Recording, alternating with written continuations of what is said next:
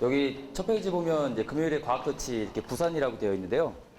제가 작년에는 어디죠? 대구, 인천, 이제 그리고 이제 제가 있는 곳이 대전이고, 그래서 이제 올해는 이제 부산 그리고 이제 광주를 하게 됐습니다. 그래서 제가 한 달 전에 이제 학회 때문에 백스코로 왔었는데 다시 또 부산을 찾게 됐네요. 이제 대전에서 부산까지는 뭐 KTX로 1시간 반이면 왔다 갔다 하기 때문에 예전에 제가 어릴 때는 먼 거리였던 부산은 지금은 되게 가까운 도시인 것 같습니다. 오늘 제가 말씀드릴 내용은 여러분들께서 이제 핸드폰의 그 전지, 그래서 여러분들이 뭐 오락이든지 통화를 하든지 이렇게 하다 보면 배터리가 다 방전이 돼서 여러분들이 충전을 해야 되잖아요. 그러면 그러한 충전에 이제 관계된 전지를 오늘 좀 다루도록 하겠습니다. 그래서 여러분들이 알고 있는 이 전지를 초중고 학생들이 이해하기 쉽게 최대한 쉽게 설명할 수 있도록 그렇게 하겠습니다. 여기 첫 페이지는 뭐 제가 자랑을 늘어놓으려고 한 건 아니고요.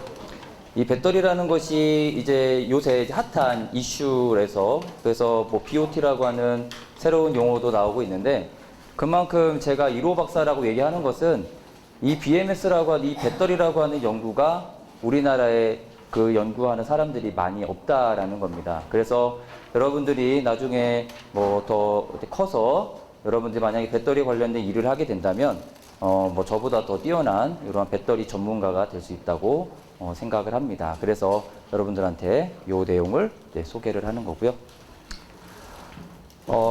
결국은 이제 배터리는 여러분들이 잘 알고 있는 뭐 풍력이라든지 연료전지라든지 이러한 신재생 에너지와 연결이 될 것 같습니다. 그래서 이러한 신재생 에너지는 결국은 사용하는 목적이 이런 화석연료 사용에 따른 환경오염이 문제가 되고 그 지구온난화 같은 문제가 되기 때문에 결국은 그러한 화석연료를 사용하지 않고 우리가 신재생 에너지와 이런 것들을 해서 지구를 보호하겠다. 그러면 신재생 에너지를 이제 저장할 수 있는 용도가 필요한데 그 저장할 수 있는 용도가 이제 배터리라는 겁니다. 그래서 결국 신재생 에너지와 배터리는 하나로 이제 묶여서 같이 연구가 되고 있어요. 그래서 오늘은 이제 배터리의 기본적인 개념 및 이제 배터리의 어플리케이션을 여러분들에게 말씀을 드리도록 하겠습니다. 이 배터리는 이제 여기 부모님들도 오셨지만 예전에는 뭐 납축전지라든지 뭐 니켈 카드뮴이라든지 이런 전지가 많이 사용이 됐다면 요걸로 이제 리튬 전지를 이제 많이 사용을 하고 있어요. 그래서 그에 관련된 기원도 말씀을 드리도록 하겠습니다. 순서는 이제 소개 및 연구 동향을 먼저 말씀을 드리겠습니다. 그래서 배터리 역사 및 전지의 소개, 그다음에 연구 및 개발 동향을 말씀을 드리고 결국은 이러한 전지를 우리가 알고 있으면 전지를 잘 쓰고 싶어요. 여러분들이 요새 이제 뉴스를 접했겠지만 전지라는 것은 이제 폭발에 문제가 있기 때문에 결국은 폭발을 하지 않고 안전하게 쓰기 위해서는 얘를 잘 쓰기 위한 나름의 방안이 필요합니다. 그래서 얘를 BMS라고 하는데 요거는 이제 배터리 이제 관리 시스템이라고 해서 매니지먼트 시스템입니다. 그래서 BMS를 간단하게 소개하고요. 이 BMS 중에서 뭐 여러 가지 세부 이슈 등이 있습니다만 여러분들한테는 오늘 SOC, SOH라고 하는 그 상식, 하나의 팩터를 여러분들한테 알려주겠습니다. 그래서 여러분들이 가지고 있는 핸드폰에서 이런 SOC와 SOH를 여러분들이 눈으로 확인할 수 있는 표시가 있습니다. 그걸 알려드리도록 하겠습니다. 네, 전지는 전지의 기원은 여러분들 이제 강의 자료에서 보다시피 이제 철봉, 이제 구리판, 그래서 이제 바그다지 전지라고 구성이 되어 있는데 뭐 철봉, 구리판 이런 것들의 물질을 아는 게 중요한 게 아니라 결국은 어떠한 전지를 구성하기 위해서는 두 개의 물질이 있어야 하고 두 개의 물질의 화학적인 반응이 있어야 합니다. 그리고 그 물질 사이에 화학적인 반응이 있기 위해서는 그 화학적인 반응을 할 수 있는 어떠한 이러한 전의 액이라고 하는 물질이 존재를 해야 돼요. 그래서 바그다디 전지에서는 이제 구리판과 철봉이라고 하는 양극과 음극에서의 구성 그리고 그러한 전의 액을 식초로 두었습니다. 이게 전지의 시초고요. 그러면 이제 이런 전지를 이제 많은 이제 선구자들이 이제 개발을 하기 시작했습니다. 그래서 지금 왼쪽 하단에 보면 금속전기, 동물전기라고 되어 있는데 동물전기는 갈반이라고 되어 있고 금속전기는 볼타라고 되어 있습니다. 그러면 얘는 뭐냐면 개구리 이러한 동물이 이렇게 만약에 죽었는데 어떠한 것을 만약에 여기 개구리에 댔더니 개구리 다리가 움직였다라는 겁니다. 그래서 요 갈반이라고 하는 사람은 이 동물이 자체에 가지고 있는 전기가 있다. 그래서 동물전기라 했는데 이 볼타라고 하는 사람은 분명히 그러한 동물에 대는 어떠한 봉 이런 것들에 전기가 있지 않을까 해서 이 사람은 이제 금속 전기를 얘기를 했습니다. 그런데 지금 결국은 뭐 금속 전기가 맞는 개념이 됐는데 이 동물 전기하고 이제 금속 전기의 갈바니 볼타를 보면 여러분들이 이제 나중에 뭐 전압이라든지 전류라고 하는 그러한 회로의 지표를 여러분들이 알게 될 텐데 전압은 영어로 볼티지라고 합니다. 볼티지. 그러면 볼티지의 볼트가 이 볼타입니다. 볼타. 그리고 전류는 암페어라고 하는데 그 전류를 또 다른 영어로 뭐라고 하냐면 갈바노스택이라고 하는 갈바노 그 단어가 쓰거든요. 그래서 전류에 관계된 용어가 갈바니입니다. 그래서 결국은 전압과 전류의 시초자의 이름을 따서 이렇게 표시를 하는 거예요. 그래서 이 금속전기제 볼타가 이제 맞다라는 것이 증명이 됐고 결국은 이 볼타가 자기가 이제 전지를 만들어 보겠다 해서 결국은 두 개의 구성 물질인 구리와 아연을 이용을 합니다. 그러면 구리와 아연 사이에 전기 화학 반응이 일어나는데 그 전기 화학 반응이 일어나기 위한 또 물질이 필요하다고 했죠. 그 물질이 여기에서는 황산이 쓰입니다. 그래서 이러한 전해 내에 구리와 아연이 이제 전기 화학 반응을 하면서 이제 배터리를 구성을 하는 겁니다. 뒤에서 리튬 전지를 말씀을 드리겠습니다만 리튬 전지도 양극과 음극에서의 구성 물질에서 리튬이라고 하는 이온이 양극과 음극을 왔다 갔다 하면서 충전과 방전을 하게 됩니다. 뒤에서 말씀을 드리도록 하겠습니다.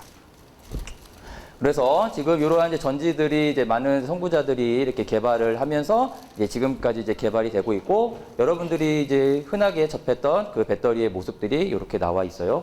그래서 여러분들이 그 핸드폰 뒤쪽에서는 납작한 전지라고 이렇게 형태가 되어 있는데 그 납작한 전지는 파우치형이라고 해서 그 납작한 전지의 이름이 있고 뭐 이렇게 표시가 되어 있는 것은 여러분들이 딱 보면 알겠지만 원기둥으로 되어 있습니다. 그래서 얘는 원통형 셀이라고 이렇게 얘기를 합니다. 그래서 각각의 셀 타입 그리고 각각의 이 타입에 들어가는 구성 물질에 따라서 배터리의 특성이 달라지게 되는 겁니다. 그러면 하나의 상식을 여기서 알려드리겠습니다. 지금 제가 얘기하는 것은 이제 리튬 전지 뭐 얘기하면서 2차 전지라고 얘기를 할 건데요. 2차 전지라고 하는 것은 숫자의 2입니다. 2. 그러면 이 앞에는 1이 있죠. 그러면 2차 전지 앞에는 1차 전지입니다. 그러면 1차 전지하고 2차 전지의 차이는 1차 전지는 충전과 방전이 안 되는 그러니까 방전만 가능한 그래서 여러분들이 뭐 흔하게 접하고 있는 에너자이저 그게 1차 전지입니다. 뭐 충전이 되기도 하지만 대체적으로는 충전이 안 되죠. 그 다음에 2차 전지는 충전과 방전이 가능한 전지입니다. 그래서 여러분 핸드폰 배터리가 2차 전지가 되겠습니다. 그러면 이러한 2차 전지를 이제 구분을 했지만 우리가 뭐 1차 전지, 2차 전지 외에도 우리가 뭐 연료 전지나 이런 태양 전지 이런 다양한 또 전지 등이 있는데 오늘은 제가 배터리 2차 전지를 이제 말씀을 드리도록 하겠습니다. 그러면 충전과 방전이 가능한 요 2차 전지는 결국은 그러한 양극과 음극의 반응에 따라서 뭐 다양한 또 우리의 전지 등의 차이가 나올 수가 있는데 뭐 여기에서는 뭐 나트륨 서퍼나 이런 연축 전지는 이제 납축 전지죠. 그래서 이러한 2차 전지도 여러 개 또 구분을 할 수 있다. 이렇게 보시면 되겠습니다. 하다가 질문 있으면 손을 들어서 얘기해 주세요. 네. 제가 뭐 외람된 말씀이지만 대전 그리고 대구 인천, 부산, 네, 제가 4개 도시를 돌았는데 부산이 사람이 제일 많은 것 같습니다. 예, 바로 윗도시인 대구도 이렇게 많이 오진 않았는데 예, 부산이 되게 많이 왔네요.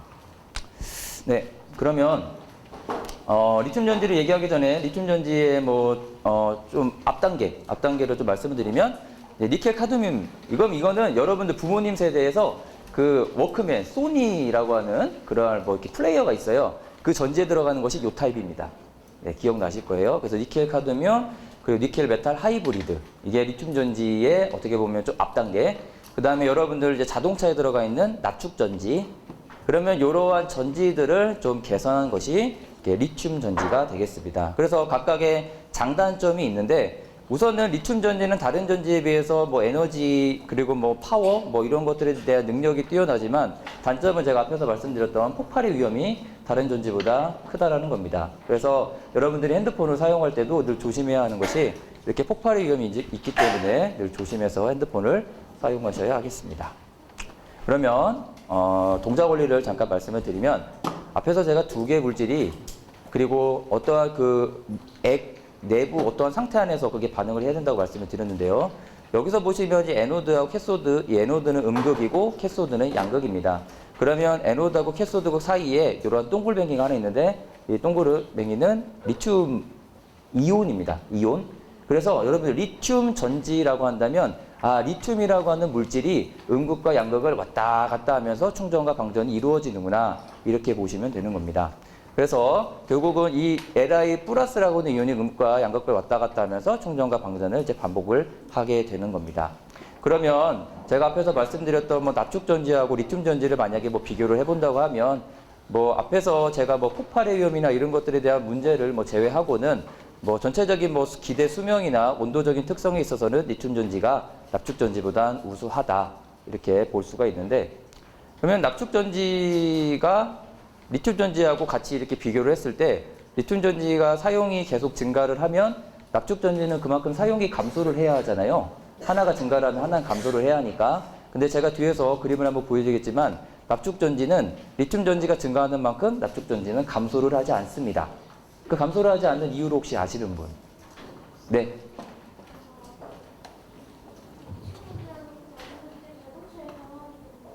자동차에 사용하기 때문에 비슷한데 제가 원하는 대답은 아닙니다. 혹시 아시는 분? 네? 뭐요? TV 리모컨을 납축 전지로 쓰나요? 아닌데? 네. 비행기? 네. 혹시 아시는 분?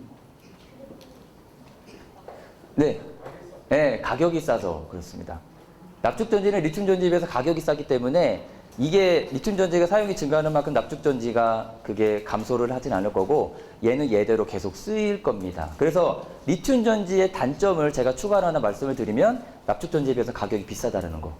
예, 그게 단점입니다. 네, 잘 맞추셨습니다. 제가 어린이가 맞추면 요거 선물을 드리려고 했는데 이게 부모님이 맞추셔서 이게 약간 좀 애매합니다. 네. 애기, 예, 이따 이거 받아가세요. 네. 네. 네, 그러면 리튬 전지를 좀 더 세분화해서 말씀을 드려보겠습니다. 여기 보면 실린디컬이라고 되어 있는데 이거는 이제 우리나라 말로 원통입니다. 원통. 그 다음에 이게 이제 코인은 여러분들 이제 동전을 영어로 코인이라고 하는데 이제 조그만 형태가 되고요. 이 프리스메릭은 각형입니다. 그래서 여러분들 보면 딱 직사면체처럼 각져 보이죠. 그 다음에 파우치는 이게 납작한 형태입니다. 그래서 우리가 흔하게 얘기하는 리튬 전지, 그러면 걔를 우리가 외형에 따라서 구분을 해본다고 하면 외형은 원통, 코인, 각형, 파우치 이렇게 나뉠 수가 있다는 겁니다. 그러면 이러한 것을 우리가 쉽게 껍데기라고 한다면 껍데기 안에 들어가는 또 물질을 우리가 알아봐야 되는데 그러한 물질이 이렇게 나와 있어요. 그러면 지금 이 물질에서 뭐 노란색과 파란색이 나와 있는데 오늘은 노란색만 제가 말씀을 드려보겠습니다. 캐소드라고 한다면 얘는 양극이죠. 그러면 양극의 물질을 변화를 시키고 싶습니다. 그러면 양극의 물질을 변화를 시킨다면 음극의 물질은 고정이 돼야 하죠. 그래서 음극의 물질은 그래파이트, 흑연입니다. 탄소 계열이고 탄소 계열과 결합하는 캐소드 요 물질에 따라서 특성이 달라지게 됩니다. 그러면 여기서 이거 Li, NiCO 이렇게 써 있는 게 하나 있고요. 그 다음에 Li, Ni, MnCO 이런 게 있습니다. 요거를 이제 뭐 전문 용어로 말씀드리기는 좀 애매하고 그냥 특징만 말씀을 드리면 얘는 짧은 시간에 강한 힘을 얻고 싶어요. 짧은 시간에 강한 힘을 얻고 싶고 얘는 강한 힘을 얻을 수는 없지만 오래 쓰고 싶어요. 이해되시죠? 그러니까 얘는 오래 쓰고 싶고 강한 힘을 못 얻고 얘는 강한 힘을 순간 얻지만 오래 못 쓰는, 그래서 결국은 이 물질에 따라서 배터리의 특성이 달라지는 거죠. 그러면 제가 말했던 껍데기, 그러면 이 껍데기는 말 그대로 껍데기입니다. 껍데기 안에 들어가는 이 물질이 무엇이냐에 따라서 배터리의 특성이 달라지게 되는 겁니다. 그래서 여러분들이 지금 그냥 배터리를 쓰시면 얘 리튬 전지 쓰고 있나 보다, 배터리 충방전하고 있나 보다 이렇게 생각을 하시지만 얘를 어플리케이션, 그러니까 응용하는 분야로 만약에 간다. 여러분들이 잘 알고 있는 전기자동차나 이러한 분야로 만약에 간다면 이러한 물질의 차이도 반드시 고려를 해야 한다라는 겁니다. 알죠? 그래서 이런 것들도 뭐 상식으로 기억해 주시면 좋을 것 같습니다. 네, 그러면 우리가 이러한 전지는 얘를 또 좀 세부적으로 뜯어보고 싶어요. 그래서 양극, 양극의 파트가 있고 음극의 파트가 있습니다. 그리고 양극과 음극, 그러면 이 양극과 음극에서 반응이 또 있어야 되죠. 그러한 것들 반응을 하기 위한 전해액이 있고 전해액 사이에 세퍼레이트라고 하는 분리막이 있습니다. 그러면 이 얘기는 뭐냐면 어떠한 전지를 하나를 만들기 위해서는 그 하나를 만드는 뭐 대표적인 회사가 있을 수도 있지만 그 대표적인 회사하고는 또 별개로 각각의 부분을 이렇게 만드는 회사들 그리고 연구소들이 다양하다라는 겁니다. 그래서 배터리라는 것은 어느 하나만 제대로 만들어진다고 해서 다른 것들이 만들어지지 않으면 배터리라는 것이 만들어질 수 없다. 그래서 양극, 음극, 그리고 양극과 음극에서 반응을 할 수 있는 전해액, 그리고 전해액의 내부 분리막, 이런 것들의 또 각각의 개발이 진행이 되고 있다. 이렇게 보시면 됩니다. 저는 과가 전기공학과잖아요. 그래서 저는 이쪽의 분야는 잘 모릅니다. 그 얘기는 이쪽에 관련된 분야는 화학 재료 쪽에서 다루게 됩니다. 그러니까 전기 쪽에서는 이 배터리가 있으면 그 배터리를 가지고 뭐 충방전을 한다라는 컨셉이라면 이 화학 재료 쪽은 요거를 이제 각각을 만드는 거죠. 여러분들이 만약에 나중에 배터리에 관심이 있는데 나는 여기를 만들고 싶다라고 한다면 여러분들이 화학공학과를 가시면 되고, 아 나는 얘를 만들진 않지만 얘를 가지고 충방전을 하고 싶어. 그러면 저같이 전기공학과를 가시면 되겠습니다. 그러면 지금 제가 말씀드렸던 셀을 배터리를 이제 우리나라 그 배터리 회사들하고 좀 연결을 지어 보겠습니다. 여러분들이 잘 알고 계신 배터리 회사는 삼성의 SDI가 있고 LG의 LG화학이 있고 SK는 SK이노베이션이 있습니다. 네, 그리고 여기는 이제 코캄이라고 되어 있지만 얘는 이제 솔라이트라고 하는 회사로 넘어갔는데, 그러면 제가 말씀드린 이러한 기업과 각각의 대표되는 이러한 배터리의 형태를 알아두시면 좋을 것 같습니다. 그러면 처음에 나와 있는 요 납작한 거를 제가 앞에서 파우치라고 했죠. 요 파우치는 LG화학의 주력 셀입니다. LG화학의 주력 셀이고, 얘는 각형 셀이라고 했죠. 각져 보이죠. 그래서 얘는 삼성의 주력 셀입니다. 삼성의 주력. 그러면 이 파우치와 이 각형은 얘가 이제 앞에서 나와 있는 숫자가 의미하는 게 제가 뒤에서 말씀을 드리겠습니다만, 이 숫자가 클수록 얘가 가지는 능력이 크다라고 얘기를 해요. 그래서 94, 78, 67. 그러면 이 파우치라고 하는 이 셀도 대개 두 자릿수를 가집니다. 그러면 이러한 두 자릿수를 가진다고 하면 두 자릿수를 만들기 전에 분명히 한 자릿수가 있을 거 아닙니까? 그러면 그 한 자릿수는 이러한 원통형을 한 자릿수로 얘기를 합니다. 그래서 삼성과 LG라고 하는 회사는 각형과 파우치형 셀을 만들기 전에 주력 셀이 원통형 셀이었습니다. 원통. 그러면 지금 두 회사는 결국은 요 원통형이랑 요거를 다 만들고 있죠. 그러면 여기서 또 문제를 하나 내겠습니다. 여기 보면 18650이라는 게 있고요. 여기 아래 보면 21700이라는 게 있습니다. 이 숫자가 의미하는 것 혹시 아시는 분? 네. 만든 연도. 또? 네. 들어있는 전기의 양. 네, 또? 사이즈? 무슨 사이즈? 그러니까 18이라고 65랑 0이라는 게 있잖아요.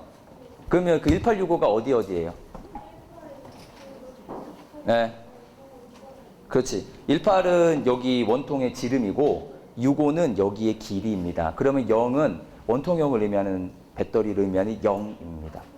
그러면 결국은 18650이라고 하는 요 타입이 이제 사용자는 더 오래 쓰고 싶고 하니까 이 공간이 부족한 거죠. 그래서 요새는 21700이라는 것이 나오게 되었습니다. 이따 이거 받아가세요. 네, 네. 그래서 지금 요 원통형 21700 요것도 알아두시면 좋을 것 같습니다. 그래서 제가 앞에서 말씀드렸던 원통이라든지 각형이라든지 파우치 이러한 셀들을 이제 우리나라에서 생산을 하고 있고 외국도 합니다. 그러면 여러분들이 잘 알고 있는 것 중에 테슬라라는 게 있죠. 테슬라. 그럼 테슬라 하면 또 기가팩토리라고 들어보셨을 겁니다. 그럼 미국의 기가팩토리라고 하는 공장에서 뭐 전기자동차나 이런 배터리 팩을 만들고 있는데, 그러면 얘네들이 사용하는 셀 있지 않습니까? 배터리. 그럼 얘네들이 사용하는 배터리는 요 타입입니다. 제가 앞에서 이 타입이 뭐라고 말씀드렸죠? 예, 원통입니다. 그런데 얘네들은 아쉽게도 파나소닉이라고 하는 일본 셀을 씁니다. 예, 그래서 우리나라 셀이 아니고 일본 셀을 쓰고 있다라는 것. 그래서 뭐 이러한 테슬라라든지 뭐 이러한 사프트, 그리고 이러한 BYD는 중국 쪽이고요. 그다음에 도시바는 일본 쪽입니다. 그래서 우리나라 외에도 전 세계에서 이러한 배터리를 생산하고 그리고 배터리를 이용하고 있다. 이렇게 보시면 되겠습니다. 네. 요 그림은 간단하게 얘기할게요. 하나의 셀이 있어요. 예를 들어서 얘가 낼 수 있는 전압의 값이 3이라고 하는 값을 갖는다고 치겠습니다. 근데 얘가 하나가 3이라고 하는 값을 갖는데 어떤 친구는 나는 30이라고 하는 값을 가지고 싶어요. 그러면 3이라고 하는 것을 어떻게 해야 됩니까? 그렇지, 10개를 직렬 연결해야 되죠. 그 직렬 연결된 것을 여기에서는 배터리 팩이라고 합니다. 그래서 지금 보면 이 검은색으로 된 요 기계 배터리 팩이라고 하는 거예요. 그래서 하나의 이러한 셀이 직렬, 병렬로 조합이 되는 형태입니다. 그래서 여러분들이 뭐 뒤에서 말씀드리겠지만 전기 자동차라든지 뭐 여러 어플리케이션에서 사용되는 타입은 이러한 배터리 팩이 사용이 되는구나. 그래서 제가 앞에 말씀드렸던 것은 셀이었다면 이제는 이제 팩으로 이렇게 확장을 하는 겁니다. 좀 이해가 되시죠? 네. 부산 분들이 이해가 빠르시네요. 네. 인천에서 했는데 인천은 이해가 좀 늦었거든요. 네. 뭐 인천을 비하는 건 아닙니다. 네. 네. 그러면 그 이제 어플리케이션 좀 소개를 하도록 하겠습니다. 그래서 배터리는 뭐 전기 자동차에서 쓰고 싶고, 그 다음에 에너지 저장 장치라고 하는, 요새 이게 좀 폭발의 문제가 많았잖아요. 에너지 저장 장치라는 것. 이 에너지 저장 장치는 신재생 에너지랑 좀 연결이 될 것 같습니다. 대전에는 대동 연구단지가 있고 여러 정추리원 연구소가 있는데, 배터리라는 것은 이러한 우주 쪽에도 적용이 될 수가 있습니다. 그 다음에 여기 그림에 보면 로봇, 그리고 드론, 그 다음에 얘는 잠수함이죠. 얘는 트램입니다. 그래서 이러한 모빌리티 쪽에서도 배터리가 이용이 될 수 있다. 그러면 EV나 ESS 같은 경우는 이제 국가에서 이제 많은 정책을 통해서 이제 얘를 활성화를 시키고 장려를 하고 있습니다. 다만 이제 그 요새 폭발이 돼서 좀 문제가 됐다가 다시 재개가 됐는데, 하여튼 국민들이 배터리를 쉽게 접할 수 있도록 이러한 다양한 전시회 등이 지금 많이 진행이 되고 있고, 아마 여러분들 부산 그 뭐죠? 모터쇼? 네, 모터쇼에서는 배터리가 전시되는지는 모르겠어요. 근데 뭐 그 배터리 쪽에서 이제 뭐 만약에 여러분들이 뭐 전시회를 보고 싶다고 한다면 이런 전시회를 이제 가시면 될 것 같습니다. 근데 이제 아쉽게 이런 전시회는 지금 서울 쪽에 위치를 하고 있어서 만약에 부산에서 하시면 그거를 이제 가시면 될 것 같습니다. 그래서 이러한 것들에 대한 홍보가 지금 많이 진행이 되고 있고요. 그러면 전기 자동차에서의 배터리는 주 동력원입니다. 그래서 뭐 자동차의 뭐 모터나 이런 것들도 연결이 되지만 결국은 이러한 배터리고, 결국 이 배터리에 따라서 자동차가 움직이는 건데, 결국 배터리는 방전을 하니까 이러한 자동차가 있다면 그 자동차하고 꼭 하나가 붙어야 되죠. 이게 뭐 같아요? 충전기입니다. 그래서 전기 자동차가 얘가 활성화가 되기 위해서는 이러한 충전 인프라가 구축이 돼야 된다는 또 특징이 있습니다. 뭐 말씀 계속 드렸듯이 뭐 리튬이온의 배터리는 계속 이제 증가를 하고 있고, 뭐 LG나 이런 전 세계적으로 많은 배터리 회사들이 이제 배터리를 뭐 생산하고 있다. 근데 여기서 이제 보시게 되면 국내 주요 전기 자동차 부품의 기술 경쟁력 수준을 보면 배터리는 99인데 BMS나 구동 모터나 인버터나 이런 것들은 값이 작죠. 그러니까 배터리는 LG 화학이라든지 뭐 삼성이라든지 다양한 회사에서 배터리를 잘 만들고 있는데, 그에 관련 외에 세부적인 기술 등은 아직 전 세계를 좀 따라가기는 부족하다. 이렇게 판단을 하는 겁니다. 그래서 제가 첫 페이지에서 제 소개를 드렸던 것도 BMS를 연구하는 우리나라에 많은 사람들이 없기 때문에 여러분들이 나중에 훌륭한 사람이 돼서 꼭 저보다 더 뛰어난 배터리 연구자가 됐으면 좋겠다. 라는 바람이에요. 그러면 요 그림은 뭐냐면, 이제 우리가 이제 전기 자동차를 얘기를 하는데, 그러면 이 전기 자동차 앞에 하이브리드라는 게 있습니다. 하이브리드. 그러면 하이브리드라는 것을 아는 친구. 네. 이거 너무 많이 손을 들어서 선물을 줄 수가 없네요. 네. 하이브리드 혹시? 네. 하이브리드는 전기를 사용하고 다른 것들을 동시에 사용할 수 있다. 동시에 사용한다? 그 동시에 사용하는 게 뭡니까? 하나를 다 사용하면 또 다른 걸 네. 사용하고. 그 하나를 배터리를 사용하면 하나 사용하는 게 뭐예요? 네, 친구. 하이브리드는 뭐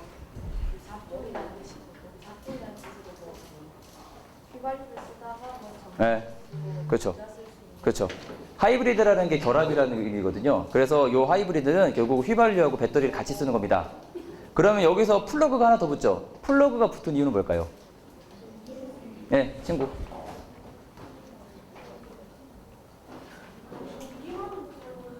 전기만 사용한다? 오, 비슷합니다. 좀 정리해 줄 수 있는 친구. 네.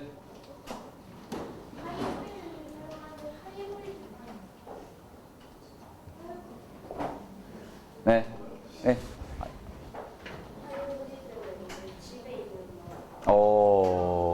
네, 맞습니다. 맞습니다. 플러그 저렇게 붙은 것은 집에서 사용하는 전기를 가지고 충전할 수 있다는 컨셉이거든요. 네, 그래서 하이브리드랑 요거랑 거의 컨셉이 비슷합니다. 차이는 없는데 집에 있는 전기를 가지고 충전할 수 있다는 거고, 여기까지 휘발유를 썼다고 하면 얘는 휘발유를 안 쓰는 거죠. 그래서 전기자동차는 온리 배터리만을 사용을 합니다.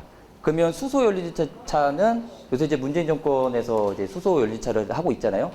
수소 연료전지차는 수소 연료전지라고 하는, 그래서 수소와 산소가 반응해서 물이 나오고 물 외에 에너지가 나옵니다. 그러면 그러한 에너지를 이용을 해서 자동차의 동력원을 쓰는 겁니다. 그 수소 연료전지 자동차는 산소에서 반응해서 나오는 에너지를 이용해서 사용하는 자동차. 그럼 여기에서 배터리라는 게 있죠. 여기 배터리의 용도는 수소 연료전지에서 생산되는 전기를 저장하는 용도입니다. 그래서 이 자동차에서 배터리의 용도를 다 구분하셔서 확인하시면 될 것 같아요. 네. 자동차에서는 배터리 부분은 이렇게 밑부분에 자리하고 있습니다.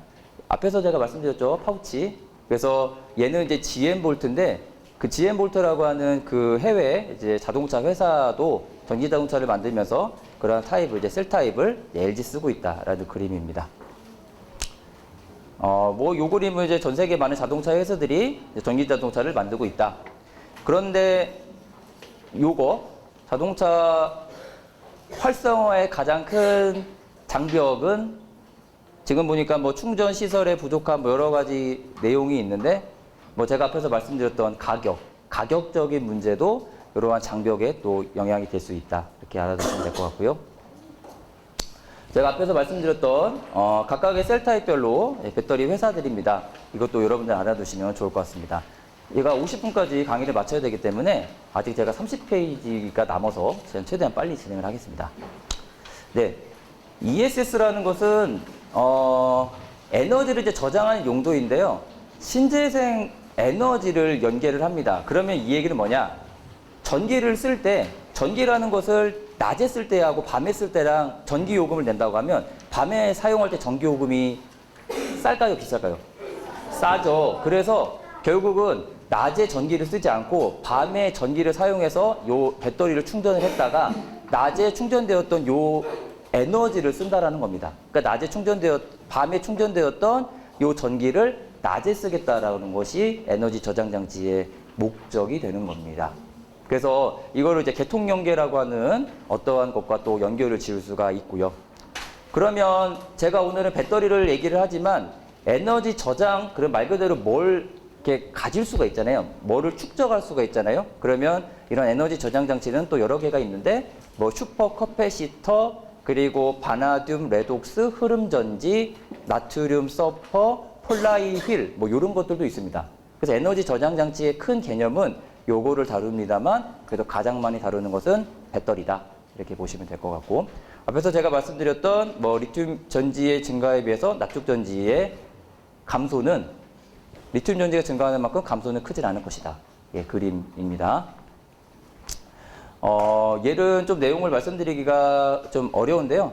뭐 ESS라는 것은 결국은 걔를 이제 충전과 방전을 해야 되기 때문에, 배터리라는 것을 PCS라고 하는 이런 충방전기와 연결을 짓고, 이러한 PCS와 또 연결을 짓는 것, BMS 연결을 져서 결국 얘를 EMS라고 하는 컨셉으로 가게 되는데, 얘는 좀 내용이 어렵기 때문에 제가 이 내용은 생략을 하겠습니다. 그러면 ESS라는 것은 이 그림 이제 컨테이너 박스인데요. 컨테이너로 들어가 보면 이 배터리라는 것이 이렇게 있고, 이제 배터리를 충전을 해야 되잖아요. 그러면 충전을 할 수 있는 것은 PCS라고 하는 하나의 회로가 있습니다. 그러면 PCS라고 하는 요 회로가 충전과 방전이 잘 되는지를 체크하는 것이 PMS라고 얘기를 해요. 그러면 그럼 BMS는 제가 배터리 관리라고 했잖아요. 그럼 BMS와 PMS를 같이 관리를 잘할 수 있는 것이 EMS 이렇게 보시면 됩니다. 그래서 이 MS는 M은 매니지먼트, S는 시스템, P는 파워, E는 에너지. 네, 이렇게 됩니다.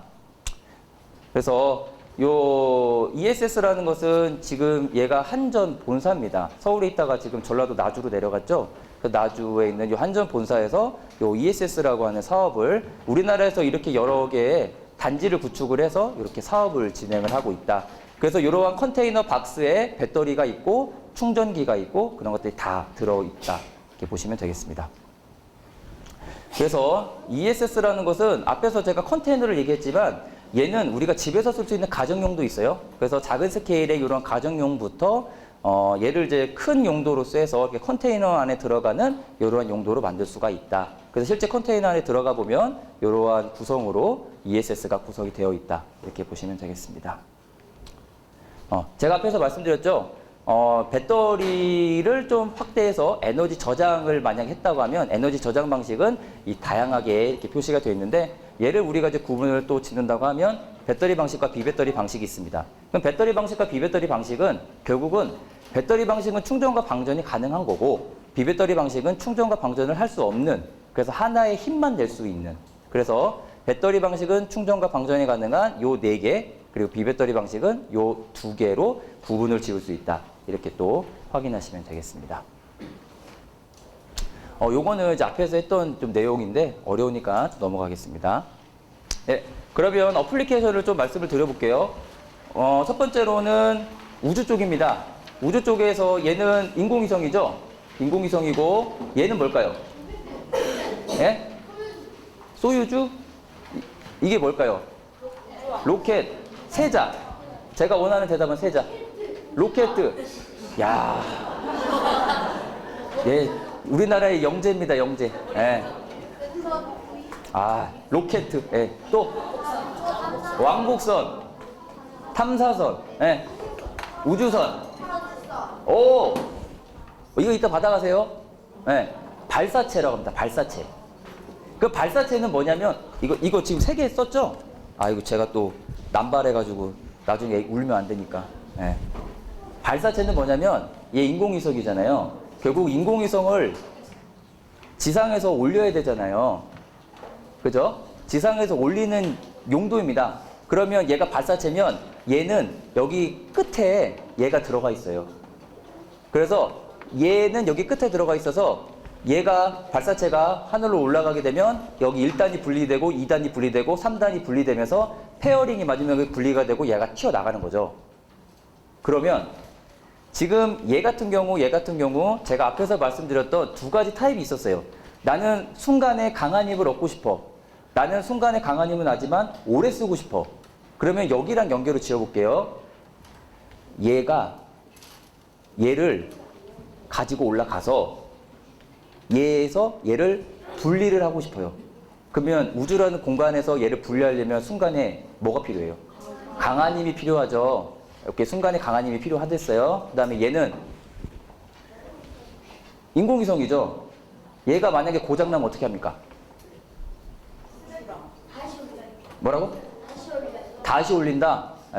만약에 돈이 없다고 한다면? 고친다. 나중에 꼭 고치기를 바라겠습니다. 얘는 하늘로 쏘아 올렸는데, 우주로 쏘아 올렸는데, 얘가 고장이 나면 얘는 미아입니다. 미아예요. 그래서 얘는 결국은 오래 쓰고 싶죠. 얘는 어차피 지구의 자전의 영향 그리고 태양의 에너지의 영향을 받기 때문에 얘는 강한 힘이 필요 없어요. 오래 쓰고 싶어요. 그럼 앞에서 제가 2개의 배터리 타입을 말씀드렸죠. 오래 쓰고 싶다? 여기에 들어가는 겁니다. 나는 오래 쓰고 싶지 않아. 나는 한번 그 의무만 강렬하게 하면 돼. 난 강렬히 전사할 거야. 여기에 사용합니다. 그래서 같은 리튬 전지를 하더라도 어플리케이션에 따라서 사용되는 타입이 다르다. 이렇게 보시면 됩니다. 그래서 얘는 인공위성, 발사체. 그래서 이러한 용도에서 배터리가 사용이 되고 있다. 네. 발사체 이름을 가지고 간 것만도 대단한 겁니다. 네, 상식입니다, 상식. 다음에 요거는 평창올림픽이죠. 평창올림픽에서 이게 뭔가요? 네, 드론입니다. 드론을 날고 싶어요. 날기 위해서는 뭐가 필요해요? 동력원이 필요하죠. 네, 그 드론의 동력원이 배터리입니다. 로봇이죠. 네, 로봇이 무선으로 동작을 하고 싶어요. 그러면 무선으로 동작한다면 움직여야 되잖아요. 얘에 배터리가 들어갑니다. 그래서 이러한 로봇과 드론에서도 배터리가 들어갈 수 있다. 다음 철도입니다. 얘는 이제 트램이죠. 그래서 이 트램의 이제 동력원이 배터리입니다. 그러면 여러분들이 잘 알고 있는 KTX나 SRT에서의 이 배터리는 주 동력원은 아니고 여러분들이 만약에 뭐 열차에서 일을 한다든지 노트북 일을 한다든지 아니면 그 객실 내부에 불이 켜 있잖아요. 그 불 켜 있는 것은 어디로 가지고 오나요? 뭐 이게 철도 이렇게 열차가 있으면 여기 위에서 전기선을 따가지고 그 에너지를 가져오긴 하잖아요. 근데 그 에너지를 저장을 해야 되잖아. 그래서 지금 KTX나 SRT에 사용되는 배터리 용도는 주 동력원이 아니라 이 내부의 세부 동력원입니다. 세부 동력. 그러니까 주 동력원이 아니에요. 근데 트램 같은 경우는 얘가 주 동력원으로 사용이 된다라는 겁니다. 그 두 개가 좀 차이가 있죠. 이렇게 보시면 되겠습니다. 그래서 철도 쪽에서도 배터리가 쓰일 수 있다. 다음 국방입니다. 잠수함이죠. 전투기입니다. 그러면 제가 얘만 얘기할게요. 잠수함은 바다 속에서 작전을 해야 되는데 여러분들이 상대방, 그러니까 적에게 들키지 않으려면 어떻게 해야 합니까? 레이저를 쏴야 됩니다. 레이더를 쏴야 됩니다. 또 그렇지, 조용해야 합니다. 그러면 기존의 잠수함은 디젤 발전이죠. 디젤 발전이 소음이 큽니다. 그래서 지금 요 잠수함은 디젤 발전을 줄이고 배터리를 동력원으로 해서 바다 밑에서 무소음으로 작전을 수행하겠다라는 겁니다. 그래서 국방 쪽에서도 배터리가 사용이 될 수 있다. 그래서 제가 뭐 엊그제 그 육군본부 쪽에서 세미나를 하고 왔는데 지금 군 쪽에서는 드론봇이라고 해서 전투 체계라는 게 있는데 드론과 로봇 그리고 이러한 뭐 잠수함이나 전투기에 이제 배터리를 사용하겠다라고 하는 움직임. 그래서 드론봇 전투 체계라는 것이 지금 갖춰지고 있습니다. 다음에 이 그림은 뭔가요? 이 그림은 뭔가요? 네.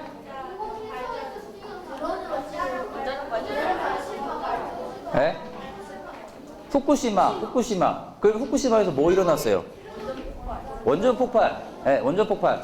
그러면 여기에서 전지가 쓰인다는 것은 원자력 발전에서 전기를 공급하는데 이렇게 지진이 나서 원자력 발전소가 파괴가 됐어요. 그런데 파괴가 되더라도 그 주변의 전기는 그래도 공급은 계속을 해야 될 거 아닙니까? 그 전기의 공급을 끊이지 않게 하기 위해서 사용되는 것이 비상전원. 그래서 얘가 사고가 나더라도 전원을 계속 공급할 수 있도록 이러한 비상전원이 있어야 된다. 그런데 이러한 비상전원에도 전지가 사용이 될 수 있다라는 겁니다. 근데 여기서 그냥 하나 그냥 말씀을 드리면 제가 말씀드렸던 여러 어플리케이션에서 가장 보수적인 나는 변화를 싫어해. 그러한 분야가 어디일 것 같아요?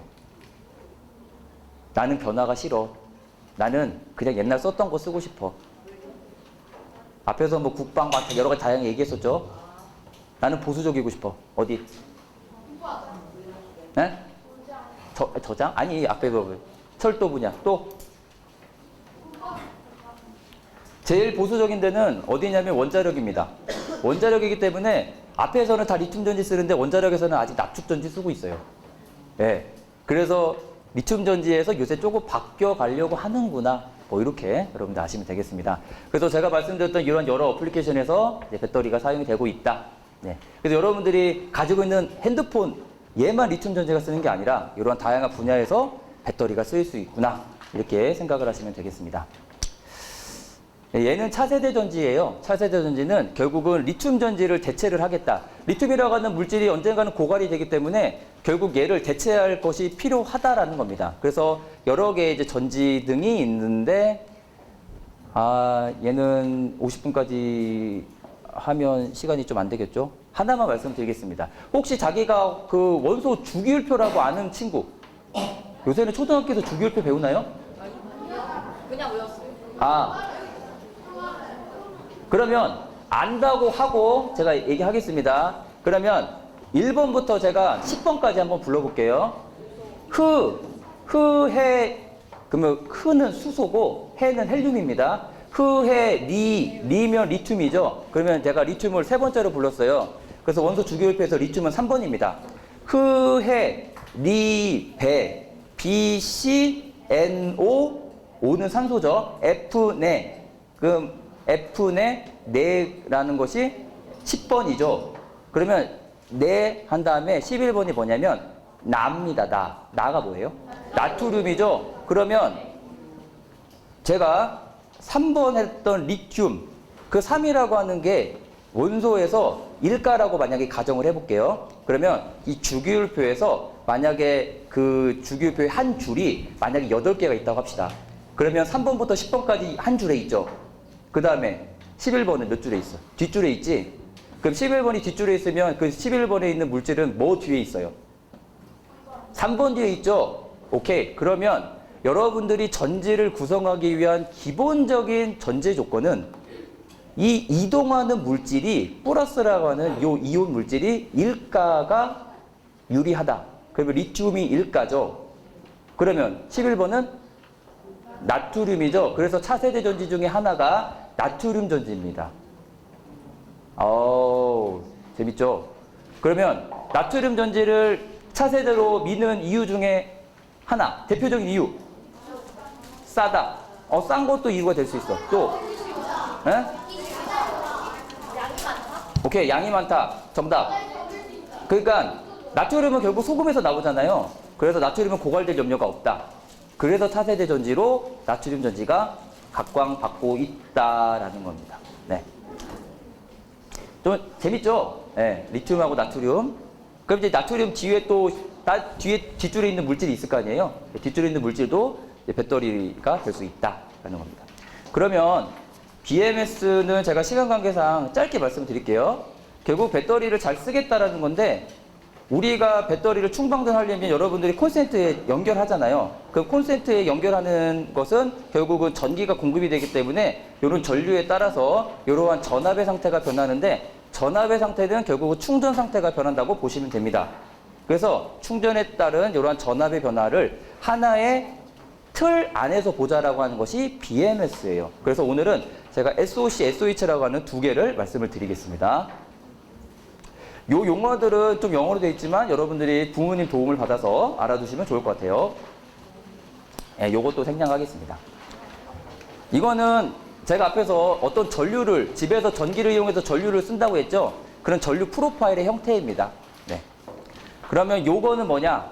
배터리는 여러분들이 뭐 음극과 양극에서 반응을 한다고 했지만 결국은 얘는 화학적인 매개체예요. 그래서 화학적인 매개체를 저 같은 전기공학을 하는 사람들이 사용을 하고 싶다면 화학적인 것을 전기적으로 해석을 하고 싶겠죠. 그래서 여러분들이 나중에 중고등학교 가면 이러한 것들을 배우게 됩니다. 얘는 회로 소자라고 해서 저항이라고 하는 것, 커피시터라고 하는 이러한 전기 소자를 가지고 걔를 유사하게 만들어요. 그거를 모델링이라고 합니다. 그래서 이러한 모델링은 배터리를 전기적으로 해석을 해야 되는구나. 그래서 여러분들이 실제 배터리 전류를 이렇게 방전 전류를 만약에 이렇게 주었다고 한다면 배터리 전압은 이러한 형태로 떨어지게 됩니다. 그래서 이러한 전압의 형태도 여러분들 좀 알아두시면 좋을 것 같아요. 그러면 SOC, SOH만 여러분들한테 좀 알려드리고 마치도록 하겠습니다. 여러분들이 충전을 하시다 보면 9, 4 그러면 여러분들이 이제 초조해지기 시작하면서 집에 전기를 연결을 하죠. 그러면 나와 있는 9, 4라고 하는 것은 충전 상태입니다. 그래서 여러분들이 9, 4를 얼마까지 해야 되냐면 100까지 해야 되죠. 그래서 100이라고 하는 숫자가 여러분들 핸드폰에 딱 떠야 맘 편하게 여러분들 있을 거 아닙니까? 그러면 9, 4 제가 말씀드렸던 100 요게 SOC 스테이트 오브 차지. 그러면 여러분 핸드폰에서 어디에서 볼 수 있느냐? 요거 그리고 아이폰인 분들은 여기 있죠. 숫자 요게 SOC입니다. 그래서 여러분 핸드폰 보면 이렇게 나와 있는 게이지 등이 얘가 교수님이 말씀하신 SOC구나 이렇게 보면 되는 거예요. 재밌죠? 네. 그럼 SOC 방법은 뭐 여러 가지 방법이 있는데 뭐 이런 것들은 생략을 하겠습니다. 네, 뭐 배터리는 이제 우리가 온도, 그래서 여러분들이 핸드폰을 여름과 겨울에 사용할 때 겨울에 핸드폰이 잘 안 되잖아요. 배터리는 저온 특성에 되게 취약합니다. 그래서 이런 온도 특성에 따라서 배터리의 특성도 바뀔 수가 있구나. SOH는 뭐냐면 결국은 얘는 오래 쓰고 싶은 거예요. 그러면 여러분들 사례 그냥 간단하게 말씀드릴게요. 여러분들이 오늘 핸드폰을 샀어. 오늘 핸드폰을 사서 내가 친구랑 2시간 동안 통화를 했어. 그런데 동일 내용을 2시간 동안 통화를 해야 하는데 오늘 한 경우하고 2년 뒤에 한 경우를 두 개를 비교하면 당연히 2년 뒤에 한 경우는 2시간 통화를 못 할 겁니다. 여러분들 일상생활에서 그 경험하지 않으세요? 그러니까 처음 썼을 때보다 배터리가 얘 너무 금방 방전되네? 그러면 얘가 금방 방전되네? 그 배터리가 능력이 떨어진 겁니다. 걔를 SOH라고 해요. 그런데 아쉽게 SOH의 게이지는 핸드폰의 화면에 나타나 있지는 않습니다. 그래서 여러분들이 뭐 핸드폰에서 뭐 이러한 설정이나 이런 데 가보면 걔의 뭐 충방전 횟수라든지 이러한 것들이 명시가 돼 있을 거예요. 그게 SOH입니다. 그래서 이러한 횟수가 많아지면 많아질수록 얘 배터리는 수명이 다 했구나. 그래서 배터리를 교체해야 하는구나. 이렇게 보시면 됩니다. 걔가 SOH. 예. 그래서 SOH도 뭐 여러 가지 방법이 있는데 이 방법은 생략을 합니다. 그래서 처음에 이제 젊은이였던 분이 이렇게 할아버지가 돼서 세상을 떠나는 풍자를 좀 했죠. 내부에 충방전을 하면 배터리는 이제 뜨거워지죠. 그래서 여러분들 핸드폰을 오래 쓰다 보면 뜨거워지죠. 예, 그래서 이러한 열적인 거에 관계된 해석도 필요합니다. 그래서 배터리를 여러분들이 그냥 뜨겁다고 느끼지만 얘를 실제로 열에 서게 보면 이런 다양한 온도 분포를 가질 수 있다. 이렇게 보시면 되고요. 그래서 지금 뭐 제가 앞에 말씀드렸던 뭐 여러 가지 SOC라고 하는 지표 이런 것들을 이제 우리가 소프트웨어로, 그러니까 프로그램으로 했을 때 우리가 알고리즘이라고 하는 것으로 설계를 할 수가 있고, 제가 앞에서 배터리 팩 말씀드렸죠. 배터리 팩은 하나의 셀을 직렬 혹은 병렬로 조합을 하는 것. 그러면 이 그림은 뭐냐면 여러분들이 결국 배터리 팩이라고 하는 것도 얘를 배터리 팩을 하려면 유사한 셀들을 가지고 같이 만들고 싶잖아요. 그런데 서로 다른 특성을 가지는 셀들을 가지고 배터리 팩을 만들면 얘는 안 맞는 것만 못하다라는 거예요. 예. 그래서 이런 내부적인 특성을 다 맞추는 것이 중요하다라는 겁니다. 얘는 이제 우리 요새 핫한 인공지능. 이 배터리는 인공지능과 연결을 할 수가 있어요. 그래서 우리가 배터리 실험 데이터들을 인공지능으로 접근할 수 있다는 것 보시면 되고요. 그 다음에 우리 또 핫한 거, 클라우드, IoT. 그래서 요새 또 IoT 클라우드와 이런 BMS를 연결할 수 있다. 요거는 조금 내용이 좋은 내용입니다. 얘는 뭐냐면 여러분들이 핸드폰을 그리고 뭐 배터리를 쓰다 보면 나중에 버리죠. 그런데 얘를 버리지 않고 다시 쓰겠다라는 겁니다. 그래서 얘를 리타이어드 배터리, 은퇴한 배터리라고 해서 펫배터리라고 해요. 그래서 이런 펫배터리를 다시 수급을 해서 다시 쓰겠다라는 겁니다. 그러면 펫배터리라는 것은 기존에 초기에 나와 있는 배터리보다는 당연히 성능은 떨어지겠죠. 그래서 만약에 초기에 나와 있는 배터리가 100이라고 하는 능력을 갖는다면 이 펫배터리는 80이라고 하는 능력을 갖습니다. 네, 그래서 80이라고 능력에서 다시 이 배터리 팩을 만들겠다는 것이 펫배터리고요. 요새 제주도와 환경부에서 핫한 이슈입니다. 그러니까 얘 같은 경우는 우리는 환경을 보존할 필요가 있어. 배터리는 얘는 무조건 버리는 게 좋은 게 아니야. 우리는 환경을 보존할 거야. 그래서 배터리를 펫배터리로 다시 해보겠다라는 거. 네, 이러한 이슈도 있다라는 겁니다. 네, 제가 결론은 뭐 말로 글로 적은 것보다 이 그림 하나로 대체가 될 것 같아요. 무슨 얘기를 제가 하고 싶을까요? 네? 네. 제가 말씀드리는 거는 리튬 전지라는 것은 결국 폭발의 위험이 있기 때문에 여러분들이 일상생활에 쉽게 편하게 쓸 수 있는 것이라 하더라도 이렇게 폭발의 염려가 있는 만큼 안전하게 쓰자. 네, 안전하게 쓰자라는 거고, 요 그림은 무엇일까요? 이거는 참고로 제가 작년에 인천, 대구, 대전에 이 얘기를 했어요. 그림이 의미하는 것을 얘기했는데 세 도시가 다 웃더라고요. 네, 비웃더라고. 네, 제가 부산은 믿겠습니다. 무슨 의미일까요? 네? 이게 여러분들 들으면 또 닭살이 돋을 수도 있어요. 뭐라고? 네? 창의적이요? 네. 뭘까요? 네. 그냥 간단히 말씀드리겠습니다. 저는 이제 올해 나이가 41입니다. 41이고, 저희 큰딸이 8살입니다. 여러분들이 좀 나이가 많지만, 이제 뭐, 내 나이는 뭐 다 같잖아요, 솔직히. 그래서 여러분들이 지금 공부 열심히 하고, 그리고 뭐 학교 선생님 말 잘 듣고, 부모님 말 잘 듣고, 그래서 나중에 이 지역사회를 뭐 부산, 그리고 우리나라, 전 세계를 빛내는 네, 등불이다라는 의미입니다. 네, 그래서 우리 또 부산 지역 친구들이 또 호응도 잘해주고 그래서 감사하고 하여튼 이 지역사회를 이끌 수 있는 중요한 인재가 되기를 바랍니다. 감사합니다.